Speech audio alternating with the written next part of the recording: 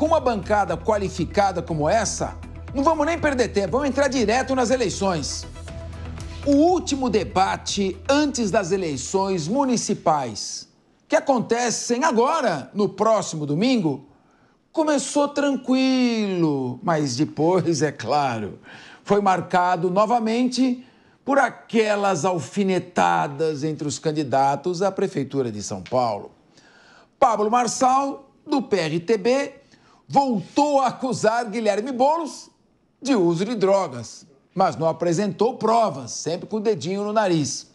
O candidato do PSOL, então, apresentou um exame químico toxicológico. Vamos acompanhar o que ele disse. Hoje, mais uma vez, tentou me associar aqui ao uso de droga, falando de biqueira. Já tinha feito isso outras vezes, usando um homônimo, uma pessoa que tinha um nome parecido com o meu. Mas para a gente encerrar de uma vez por todas esse tipo de acusação, porque é baixo, porque ataca a família. Eu sou pai de 2 filhas e não aceito ter a honra atacada desse jeito, tá aqui. Fiz o exame toxicológico, vai subir agora na minha rede social. Faça o seu, Marçal. Faça o psicotécnico. Ih, fazer exame como é que é? Toxicológico? Você está dando muita moral, hein, para provocação. Mais provocações aconteceram ao longo do debate. Agora, foi a Tabata Amaral quem alfinetou o Pablo Marçal, dizendo que o empresário continua usando gesso no braço colocado após a cadeirada de José Luiz da Atena, e que ele está usando esse gesso por pura encenação. Além do empresário, que é o Pablo Marçal, a Tabata também criticou, já aproveitou, já deu uma butinada também no atual prefeito Ricardo Nunes, que também foi alvo de ataques de Guilherme Boulos. Meu querido Renato Dorgan, às vésperas da eleição bateu o desespero geral, é pancadaria pura no debate. O que você achou? Quem levou em tese vantagem? O que dizem ali? Enfim, como é que você está avaliando as pesquisas e o desempenho dos candidatos? É claro, a mesa não tem candidato, não tem preferência, nós debatemos temas. Nós estamos debatendo o fenômeno eleitoral, os debates, as reações dos candidatos e o possível impacto que isso pode causar no público e no eleitorado. Vamos ouvir então o nosso especialista, professor Renato Dorgan. Bom, boa tarde aí, telespectadores da Jovem Pan, a mesa, que é sempre uma honra estar aqui com vocês.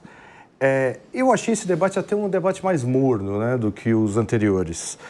O Marçal veio um pouco mais calminho ali, ele estava mais equilibrado, ele estava querendo, né, muita gente ali sentiu que ele estava dando uma vitimizada, mas no decorrer do debate ele foi ali aumentando o tom, principalmente contra o Guilherme Boulos e o Nunes em vários momentos, né?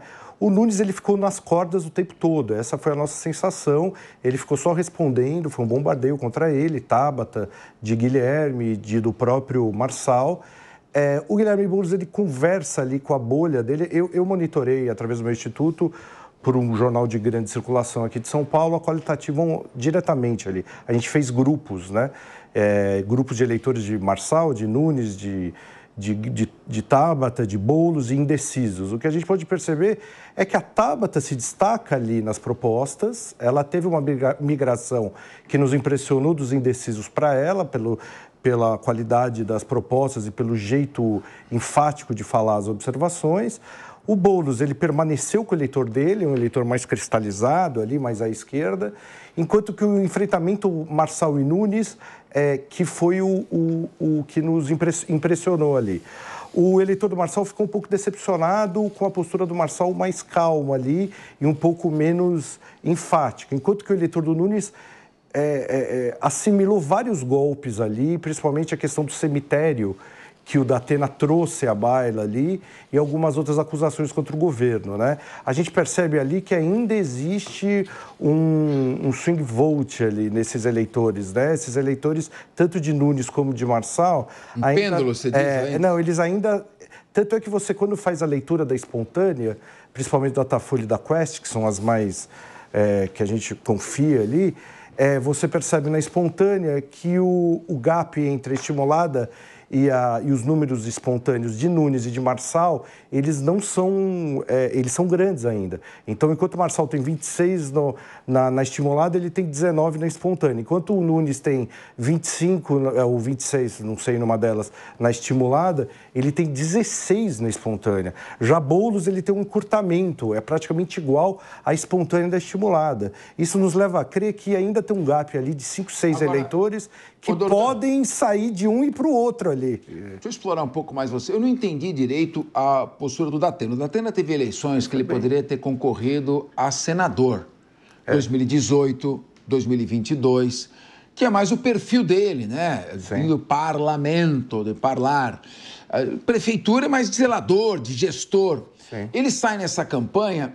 E me parece que ele... Eu não vi ele bater no Boulos. Ele bateu no Boulos nessa campanha? Não. Ele foi bem amistoso ali, com a Tabata e com o Boulos. Ele bateu em alguns momentos nos debates anteriores, mas ele foi bastante amistoso ontem, principalmente com o Boulos e com a Tabata, e isso incomodou principalmente eleitores do Marçal ali, que viram ali uma possível trama ali, né? A questão é que o Datena foi até que bem no debate ontem, comparado com os outros debates.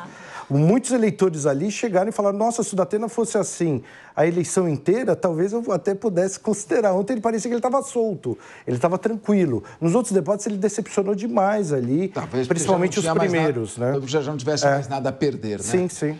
Laura Porto, o que você achou do debate?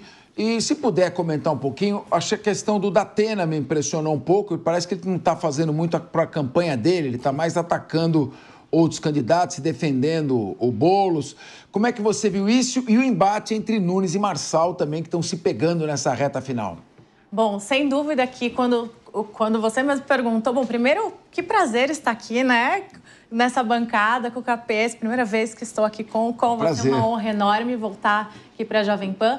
E, bom, nós aqui estávamos nos perguntando, quando você questionou, qual seria o papel do Datena, e a gente até hoje, estamos a 2 dias das eleições e ninguém entendeu, né? Podemos dizer que a finalidade, de fato, do Datena nessa eleição ainda não ficou muito clara. Inclusive, a própria vestimenta dele ontem indicou, talvez, ou que ele estaria muito à vontade, ou um descaso absoluto. Ele estava ali com uma jaqueta que não tinha muita correspondência com o que um marqueteiro gostaria de fazer. Nós tivemos o Marçal com uma camiseta ali, talvez aproximando de um público, já o Nunes nessa figura ainda, né? Ainda no cargo, com um terno. Então, assim, a vestimenta a gente sabe que isso comunica, e parece que até nisso o Datena largou mão de tudo. Parece que ele realmente não tem muito não sabe muito bem o que está fazendo ali.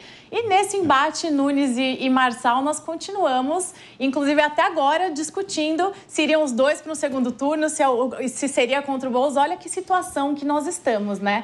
E estava aqui justamente antes comentando que, assim, me colocando na figura de mulher aqui, né, se é que eu posso dizer dessa forma, o quanto me incomodou o Nunes não ter comentado nada sobre o boletim de ocorrência realizado pela esposa dele, simplesmente fingir que isso não aconteceu, não vamos falar sobre o tema, vamos ser evasivos e simplesmente se calar. Ficou, de fato, uma abertura aqui para que a gente fique conjecturando o que pode ter acontecido ou não. E eu achei que ele perdeu diversas oportunidades e isso não foi mais trazido no debate, né? O Marçal decepcionando seus eleitores que gostariam de talvez uma espetacularização maior, mas que ele viu que nos últimos debates ele perdeu um pouco do eleitorado pela agressividade. Então ainda estamos nesse embate. Uma indefinição absoluta. Absoluta em 2 dias da eleição. Deise Ciocari, você é cientista política. Eu já vi eleições que começassem com vários candidatos bons. Eu lembro da presidência da República de 89. Eu nunca vi tanto candidato bom quanto a nossa primeira eleição direta para o presidente da República em 89, né? Não vou nem nominar todos, que a gente levaria muito tempo aqui. Agora, nessa eleição, a gente via de largada o Datena, seria um player forte. Ou seja, a gente não sabe se ele chegaria ao segundo turno, mas que ele disputaria aí com 20, 22 pontos. A Tabata, uma surpresa, muitos diziam, é a mais preparada de todos, ela deve disparar. E, claro, a estrutura do Nunes e a estrutura política também, apoio do governo federal. Não viu o Lula nessa campanha do Boulos, aliás, mas tudo bem. Então, eu pergunto, te surpreende que a gente tenha chegado na reta final com 3 candidatos completamente embolados e 2 players fortes, como a Tabata e o Datena bem para trás? Olha, Capês, surpreende bastante, porque antes de começar esse período eleitoral, a gente tinha, como você bem comentou aqui, a gente tinha o Datena como um personagem forte, né? Mas eu acho que o Datena deixou passar a eleição dele, né? Não era... Ele poderia ter ido em outros momentos, que o nome dele estava mais forte, não contava com o elemento Pablo Marçal, né? Isso é um ponto também, né? Apareceu aí um candidato que sabe mexer com rede social, um candidato que usou uma estratégia que no primeiro momento ela até funciona, né? Porque quando a gente vê esse campo político como uma arena de combate, não uma arena de moderação, quando você surge com a violência, e a violência simbólica, infelizmente nesse caso foi física também, mas você tende a ganhar destaque, né? Então, eu acho que o Datena não contava com nenhum desses elementos, né? Um empate triplo, se a gente for olhar para um lado mais científico, assim, ele sinaliza que o eleitorado de São Paulo ele não está satisfeito, não existe uma crise de representatividade em São Paulo, e aí isso pode significar vários fatores. Eu não vou me alongar muito aqui, mas vamos lá. O discurso antissistema e populista, ele sempre funciona, e foi isso que o Marçal respondeu, e respondeu bem nessa eleição. Agora ele está tentando dar uma moderada, porque ele entende que o eleitorado de São Paulo ele é mais tendenciado ao centro.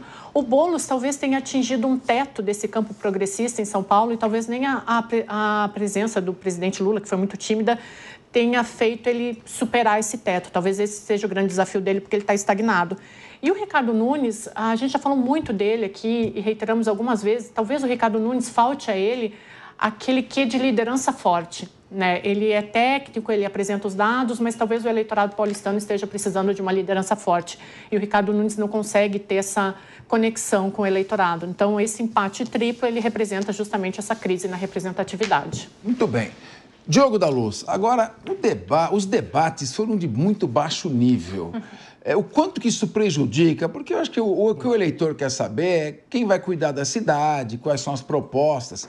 E tivemos aqui uma eleição, acho que eu não lembro de uma eleição, toda eleição tem baixaria, mas agressões nesse nível, será que a gente tem esperança, quem quer que vá para o segundo turno, as coisas estão todas em aberto ainda, será que no segundo turno vamos ter um debate, talvez com propostas, para pelo menos entre os dois candidatos que forem para lá, a população conhecer o que querem fazer? Acho muito provável que tenhamos um debate de melhor nível, seja quem for que vá para o segundo turno, Capês. Agora, com relação ao primeiro, eu sempre disse, para mim, não há palavra, por pior que seja, que justifique a agressão física. Nos dois casos, eu acho que elas são extremamente reprováveis. E não ser enérgico contra agressões físicas pode ensejar vontade de outras pessoas em repeti-la. Esse é o grande problema. Mas eu tenho a impressão que, no mais, as discussões, as brigas, etc., muitas vezes passaram do limite, sem dúvida, mas eu acho que o eleitor quer ver um pouco disso também, porque ele acaba descobrindo a personalidade das pessoas, a capacidade das pessoas reagirem em momentos de adversidade. Isso ajuda a resolver em quem ele vai votar. Porque, veja, quem for prefeito, com certeza vai passar momentos de dificuldade naquele cargo. Vai ter revoltas populares algumas vezes, vai ter problemas que às vezes nem são municipais, mas que envolvem o prefeito e o município, e ele vai ter que reagir. Então é importante ver essa capacidade de liderança e a capacidade de lidar com essa diversidade, como eu digo.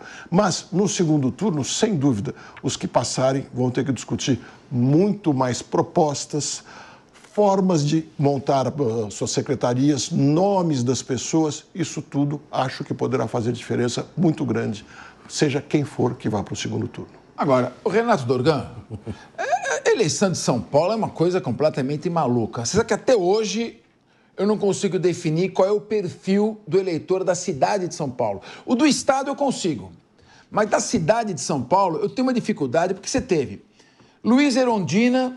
Não, Jânio Quadros em 85. Luiz Erundina em 88. Tudo bem que aí não tinha segundo turno ainda. Direto.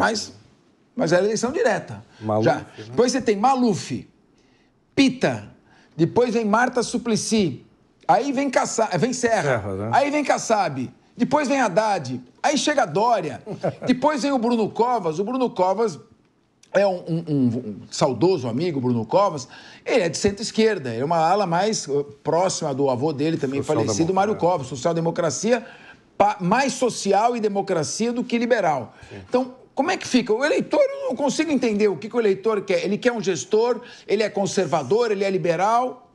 Muda muito, mas assim, vamos olhar, colocar na mesa aqui. São 3 grupos, na verdade, e é muito parecido com essa reta final. O malufismo, o MDB, que depois virou o PSDB, e a esquerda, ok? Sempre ficou em torno disso. Você está falando 88, a disputa era quem? Maluf, Leiva e Erundina.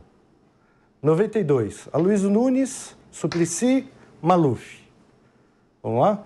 É tudo sempre a mesma briga. Serra, ali quando a Marta vence em 2000, Maluf consegue chegar no segundo turno sangrando, Geraldo Alckmin e Marta. O Maluf tinha sido surrado em praça pública e foi com mais de 3 milhões de votos. Chegar. Maluf, Geraldo Alckmin e Marta. Ué, o desenho sempre é esse. Agora o que é? Nunes, Marçal e Boulos. É sempre o MDB antigo, que virou o PSDB, a ala da redemocratização, a Arena PDS, que é a direita, que é o malufismo, que é muito forte em São Paulo. Eu faço qualitativas até hoje e as pessoas falam que ou o melhor prefeito de São Paulo foi o Maluf ou a Marta. Não sai dessa regra. Os prefeitos do PSDB... Isso na qualitativa? Na qualitativa, até hoje. Até hoje, porque são várias cidades dentro delas. Por que às vezes vota no PT, às vezes se vota no gestor, às vezes se vota na direita de volta ali, porque a direita estava adormecida, o PSDB um pouco que incorporou essa direita, né? O PSDB pegou um pouco esse malufismo, só que a volta do Bolsonaro ali, o Bolsonaro em 18, ele traz a direita de volta para o lado da direita em si, esse eleitor da direita, né? Então, em 2000, o que era? Uma crise com a direita, elegeu Marta. 88, aquele problema de Volta Redonda, porque era o Maluf que ia vencer ali, né? E o Leiva, que era o candidato do Quércia, gastando milhões, chegou na reta final, e Erundina passou os 2 de uma só vez.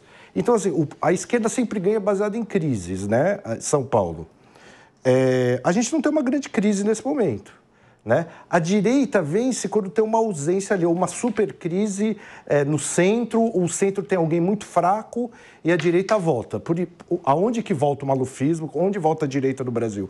Quando o centro perde força. A direita renasce ali como... Né? Então, São Paulo é muito o pêndulo dessas 3 forças. Mas, Dorgan, vamos lá. Você tem aqui no mundo... O mundo está polarizado. O Brasil está, pelo menos. Mas eleição de prefeito nem tanto, Fernando. Porque quem é candidato nem direita nem esquerda mas a não eleição ganhou. De prefeito não é tanto assim. Você vê, então, o Eduardo Paes é direito... E a Deise, eu quero ver o comentário da Deise. Então, é o seguinte, tem lugar para o neutro? Tem lugar ou tem que ser isso ou aquilo? Não, tem. Então, eu vou ouvir você e o comentário de todos, depois eu quero ver essa. Eu acho que isso é uma narrativa um pouco imposta tanto pela esquerda como pela direita, que é muito mais fácil ali ficar, porque esses extremos se retroalimentam. João Campos não é um candidato de esquerda, nem um candidato de direita. Ele é identificado com um pensamento democrático, claro, ele é bisneto do Arraes, filho do Eduardo Campos, mas ele não é. Eduardo Paes, eu não vejo ele nem como um direitista, nem como um esquerdista.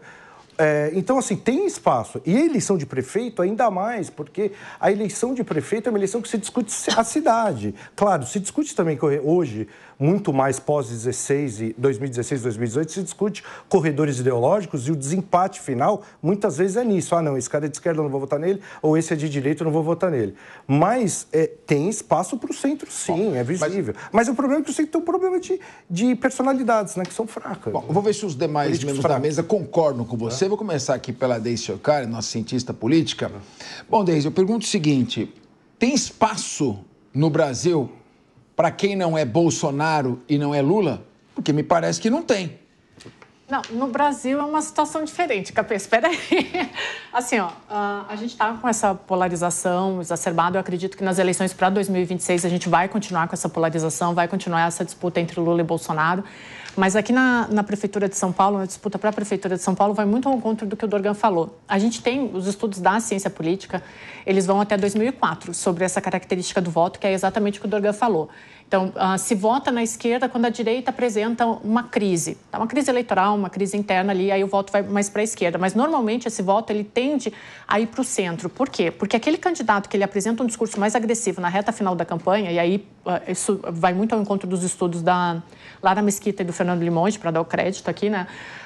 Mas quando esse candidato, nas últimas semanas de campanha, ele modera o discurso, ele tende a vencer. Aí a gente fala, mas o João Dória, não sei, o João Dória, ele moderou o discurso na última semana de campanha. Então, o que a gente tem, o eleitorado que a gente tem em São Paulo, pode pender um pouco para a esquerda, pender um pouco para a direita, mas ele tem que ser moderado. Visto o Boulos agora tentando aí controlar o discurso dele, mudando, né, a Laura estava falando de roupa, mudou o tom da fala, porque o eleitorado de São Paulo ele tende a ser mais de centro, sim. Se a gente for para uma disputa nacional, aí são outros 500, aí dá mais 3 horas de linha de frente aqui. Bom, então, tá certa a Deise. Vamos concentrar nesse perfil municipal, né? Meu querido Diogo da Luz, Laura Porto, queria ouvir vocês também. A impressão que eu tenho é que o candidato mais neutro, mais equilibrado, nem lá nem cá, ele no segundo turno leva vantagem, que ele tem menos rejeição. O problema é chegar no segundo turno, né? O problema é exatamente chegar no segundo turno. E a gente está vendo que em São Paulo está muito difícil cravar quem vai chegar no segundo turno, né? A gente vê uma tendência clara das pesquisas, praticamente todas mostram uma queda do Nunes e uma subida do Marçal. Isso seria entender que, em continuando esse movimento, Marçal iria com Nunes com Boulos para o segundo turno. Mas, de outro lado, o Nunes tem 344 vereadores na sua chapa. E o segundo a ter mais vereadores é o Boulos com 118. Veja a diferença. E da quinta-feira até o sábado e o domingo, no domingo durante o dia também, os vereadores estão na rua trabalhando com suas equipes, etc. Podem fazer alguma diferença? Podem. A gente vê, com o passar dos tempos, cada vez boca de urna tem menos efeito nas eleições, mas ainda tem. Agora, eu queria, só para reforçar o que o Dorgan e a Deise disseram, confirmar que eu acho que nas eleições municipais não pesa tanto essa ideologia, essa politização mais radicalizada. Veja, Rio Grande do Sul tende a dar Sebastião Melo em primeiro lugar, que a MDB é mais centro. Florianópolis, PSD. Curitiba, PSD. São Paulo, não se sabe ainda, que nós temos os 3 embolados. Minas Gerais, até anteontem, o Tramonte, também mais de centro, era o que vinha mais forte e agora mudou. Então, me parece que as pessoas, na hora de escolher o seu prefeito, olham mais para pessoas do que para grupos políticos mais ruidosos.